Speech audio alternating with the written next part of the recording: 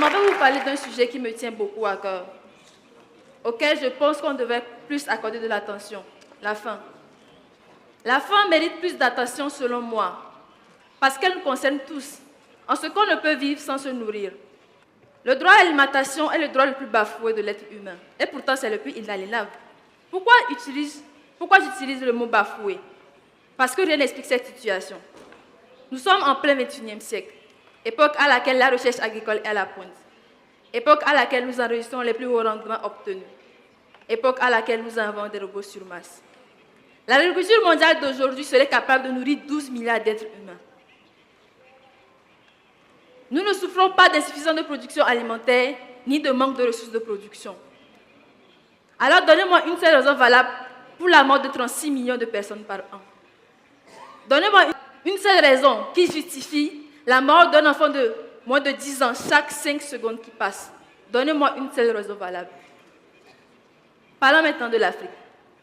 L'Afrique est considérée comme le continent le plus pauvre du monde, le plus touché par les guerres civiles et le plus touché par la famine.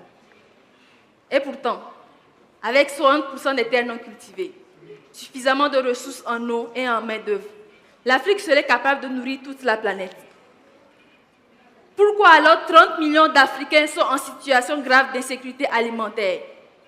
Pourquoi 4 millions d'enfants africains risquent de mourir d'ici la fin de 2017? Expliquez-moi s'il vous plaît. Donnez-moi une raison valable. Elie Yedou nous avait dit, est-ce que nous sommes trop jeunes pour comprendre? Donnez-moi la raison. Je ne suis pas trop jeune pour comprendre. Je veux comprendre pourquoi tous mes frères meurent juste parce qu'ils ont faim, alors que nous disposons d'assez de ressources pour produire. Donnez-moi une seule raison.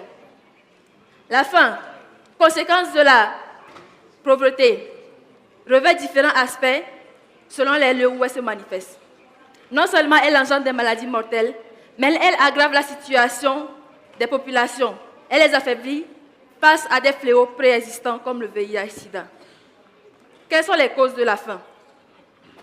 Je l'ai déjà dit, il y a l'extrême pauvreté, il y a les inégalités sociales, il y a la mauvaise répartition des richesses. Ajoutez à cela des politiques de régulation des prix qui ne prennent pas en compte les réalités actuelles. Des lois qui régissent le marché agricole, qui n'avantagent en aucun cas les petits producteurs. La problématique de la faim devient de plus en plus complexe. Même les petits producteurs n'arrivent pas à avoir accès en quantité suffisante à de la nourriture. Et peut-être suis-je influencé par ma passion, mais nous ne pouvons nous sortir de cette situation que si nous acquérons notre indépendance alimentaire et que nous rendons notre agriculture plus performante. Vous le savez tous, l'agriculture est l'activité principale de près de 70% de la population africaine. Cette population qui souffre de manque de semences, de manque d'accès aux intrants, de manque d'équipements de transformation, de manque d'infrastructures d'écoulement des produits. Nous devons travailler pour changer tout cela. Il y a aussi un problème qui règne en Afrique, le manque de technicité. Nous ne savons pas comment produire. Qu'est-ce qui m'a poussé vers l'agriculture et précisément vers la sécurité alimentaire?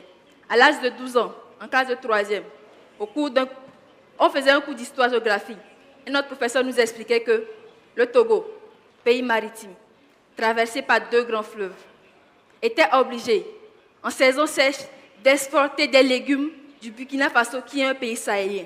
Cela montre à quel point notre agriculture manque de technicité.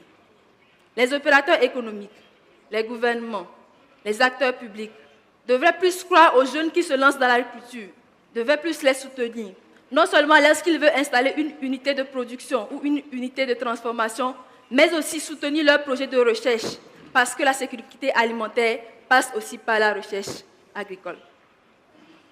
Les plus pauvres ont difficilement accès aux ressources, surtout les femmes.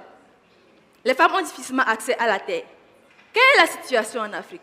Les femmes sont responsables de 80% de la production agricole, mais ne touchent que 10% des salaires et ne possèdent qu'1% des terres. L'importance de l'égalité entre les sexes se fait encore sentir à ce niveau. Travailler pour l'autonomisation de la femme et sa présence dans les sphères de décision nous aiderait à éradiquer plutôt la faim. L'Afrique que je veux, l'Afrique pour laquelle je travaille, l'Afrique pour laquelle je voudrais que nous tous nous engageons, l'Afrique pour laquelle nous devons tous nous lever aujourd'hui, c'est une Afrique qui produit tout ce dont elle a besoin, une Afrique qui s'autosuffit, une Afrique qui est souveraine en matière d'agriculture, pour financer le développement dans ces autres secteurs. Une Afrique qui développe le secteur de la transformation et de l'agrobusiness. Je veux une Afrique où la sécurité alimentaire ne sera plus un mythe. Merci.